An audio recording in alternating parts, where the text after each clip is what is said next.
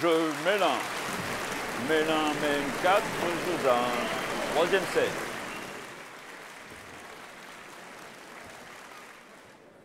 Affaire numéro 28 674. L'AMA, Agence mondiale antidopage, et la WTA contre Maria Sharapova. Silence! Silence ou je fais évacuer l'écran. Silence! Accusé, levez-vous. Ah, vous faites moins la maline, là, mademoiselle Sharapova. Et vous avez raison, parce que nous allons nous intéresser à votre cas. Asseyez-vous.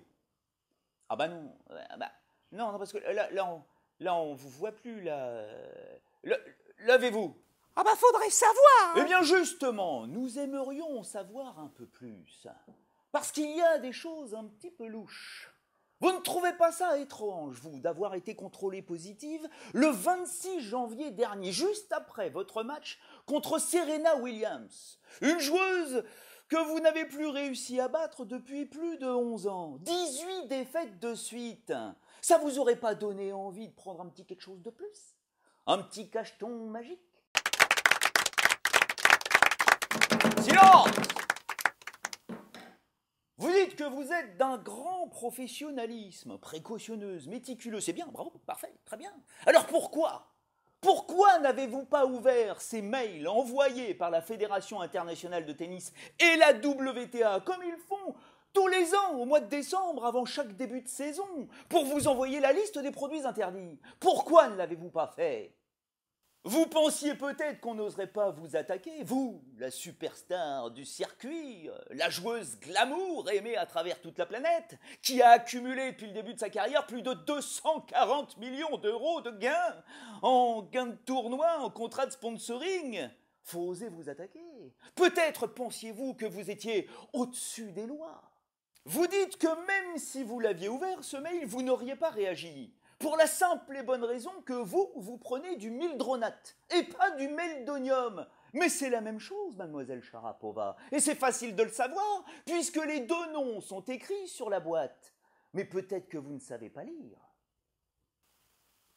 Vous dites que c'est votre médecin de famille qui vous prescrit ce traitement depuis 10 ans. Or, comme vous vivez aux États-Unis depuis 1994, je suppose que votre médecin pratique là-bas, en Floride ou en Californie, là où vous résidez.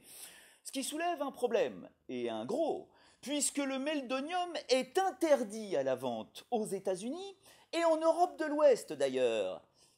Pourriez-vous nous donner le nom de votre médecin, mademoiselle Sharapova? Non, mais je vous demande ça parce qu'on aimerait bien le connaître, votre médecin. Il est plus que compétent. Ah, mais à vous entendre, on se demande comment vous avez fait pour gagner plus de 600 matchs, 35 tournois, dont 5 tournois du Grand Chelem, avec une santé aussi fragile. Vous dites que vous étiez tout le temps grippé. Vous aviez aussi un déficit en magnésium, ce qui entraîne des crampes, des coups de pompe, de la fatigue. Saviez-vous que ça amène également des spasmes de la paupière? Vous aviez aussi un électrocardiogramme irrégulier, le cœur d'un piaf. Et ce n'est pas tout. Vous redoutiez également d'être diabétique, parce que dans votre famille, ça pullule. Ce qui, soit dit en passant, ne vous a pas empêché de créer votre propre marque de bonbons, les Sharapova, qui d'après les nutritionnistes du monde entier, sont tellement sucrés qu'on devrait plutôt vous appeler l'empoisonneuse du berlingot.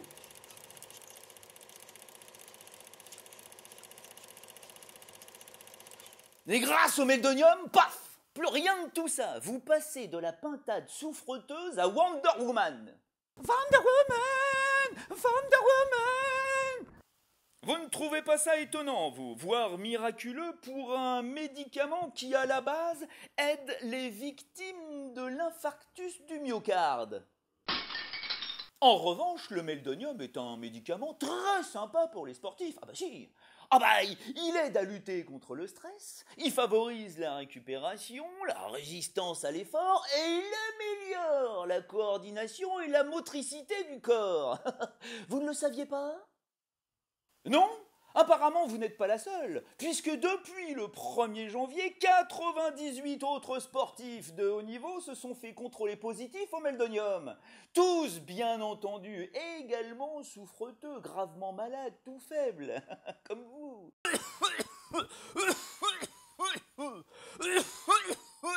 Inquiétant, non? Surtout pour les sponsors, vos sponsors, qui vous lâchent petit à petit, comme Tag Heuer, Porsche, et surtout Nike, avec qui vous aviez signé en 2010 un contrat sur 8 ans d'un montant de 70 millions de dollars, soit à peu près 9 millions par an.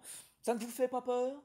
Je vous avoue que vous avez raison de ne pas vous inquiéter, puisque la marque, la virgule, a signé un contrat l'an dernier avec Justin Gatlin. Vous savez, ce sprinter contrôlé positif 2 fois, banni 2 fois également. Comme quoi, tout sourit à qui sait attendre. D'ailleurs, je tenais à vous féliciter.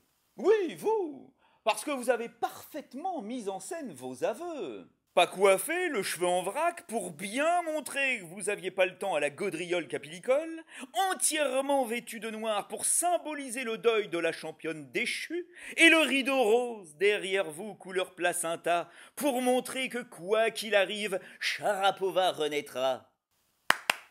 Oh mais non, je vous applaudis, parce qu'il fallait très vite rassurer vos 2 millions d'abonnés sur Twitter, vos 15 millions d'amis sur Facebook, et surtout montrer votre bonne foi aux instances dirigeantes. Mais est-ce que vous pensez que cela suffira? Vous avez raison de réfléchir, parce que vous risquez gros quand même. 4 ans. 4 ans, c'est le tarif de base pour une première infraction au code antidopage.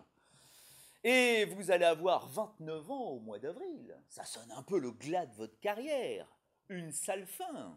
À moins que vous soyez capable de prouver, grâce à des contrôles sanguins et un suivi longitudinal, que vous êtes réellement diabétique. Mais attention, hein, un diabète suffisamment fort pour peut-être entraîner des problèmes cardiovasculaires.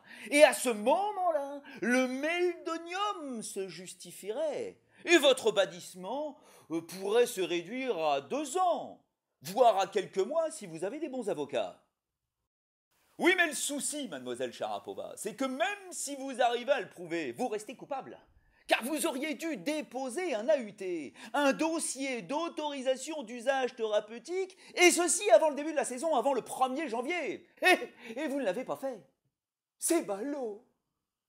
En gros, mademoiselle Sharapova, vous nous jouez le remake du à l'insu de mon plein gré. Un classique.